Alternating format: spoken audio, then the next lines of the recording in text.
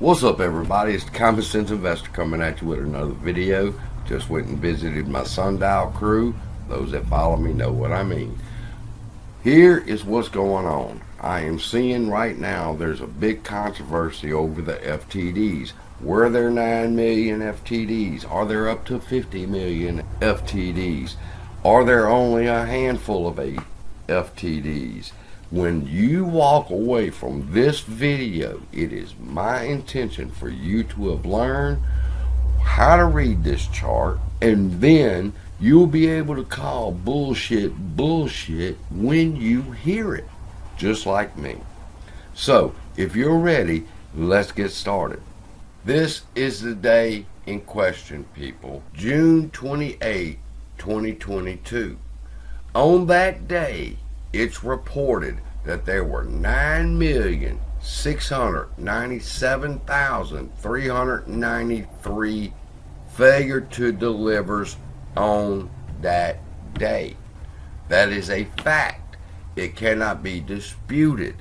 However, what is being disputed is rather this number stands alone, or does it include all of these have been the question.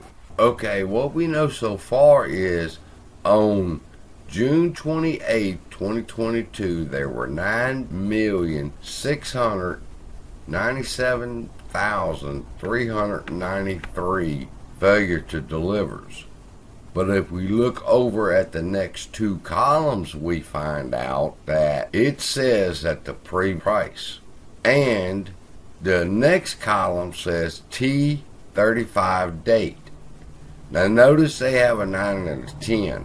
So what we're going to do is look at the rules, and they say that number 9 is the previous day's price. You know, like, oh shit, that's what it says right there in the column. And then you go to footnote 10, says they have 35 days from the settlement date to settle the failure to delivers, which are 9,697,393. So if we put it all together, what we get is on June 28th, there were this many FTDs, and they failed to deliver those shares at $14.13 a share. The next column we're going to look at is the notional column, and all it means is that however many failure to delivers there were times the previous day's price equals $137,024,163 in this case. All right, and it's due August 2nd. And the final column on this chart that's important, but nobody but one person I've heard of talk about, is the FTD change column.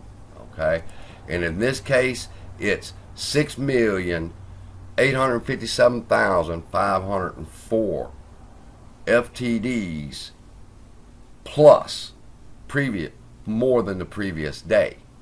And we're going to understand what that means as we look at the next date and row. The very next day, on June 29th, 2022, it shows that there were 2,806,654 failure to delivers. All right, in the previous day's close, these came due, and they did not pay them in time before the close of the day before, so they have to pay $13.88 a share, and it's due 35 days later on August 3rd, and there were $37 million worth of FTDs on 6/29.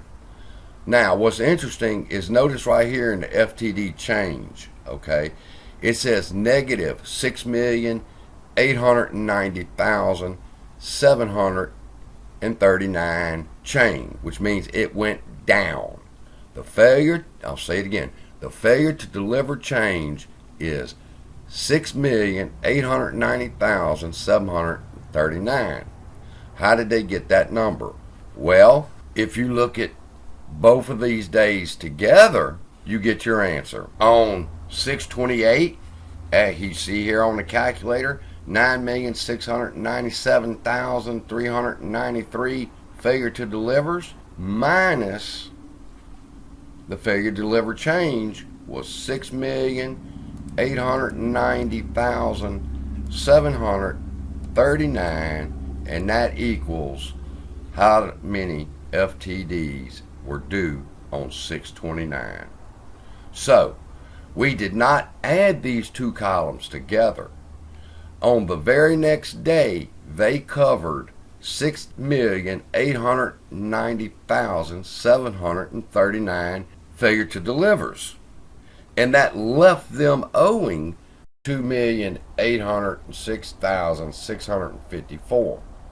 Now, looking at the next day, which is June 30th, we can see that there's only 1,907,897 failure to delivers.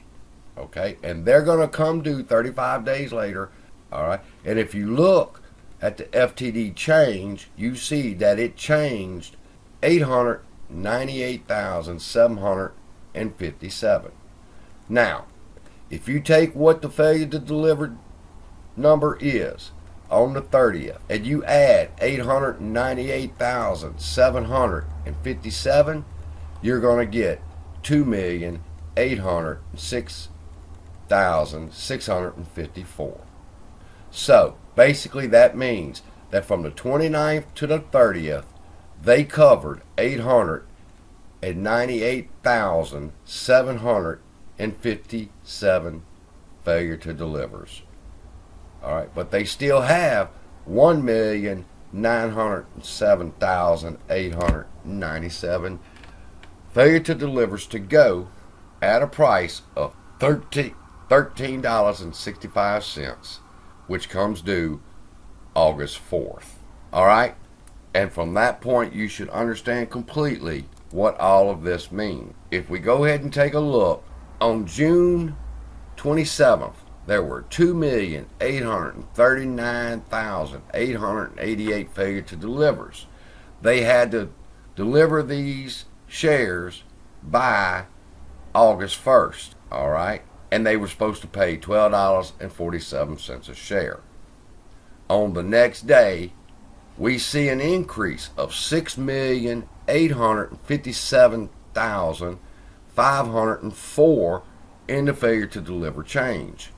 And if we look on over to how many failure to delivers they owe, instead of 2,800,000, they now owe 9,600,000.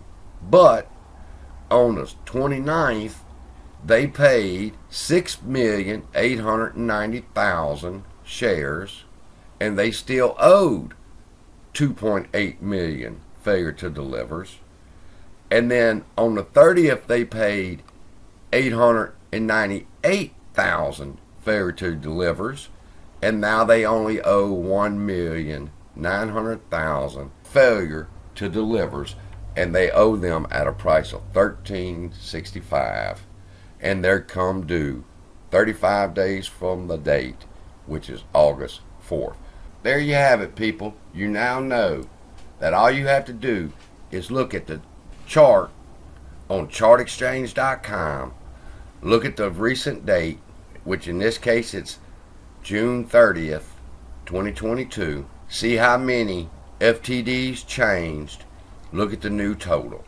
It's as simple as that. Now, there's a little bit more into this.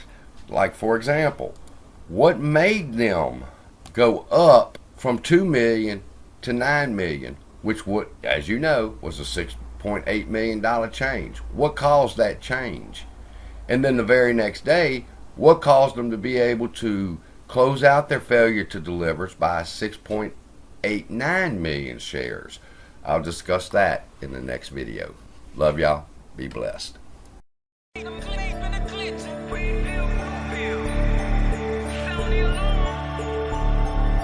Cold red, there's been a glitch in the matrix. They out here wildin' and it's too much, I can't take it. Red pill, blue pill, my mind knew they were shaping. Sound the alarm.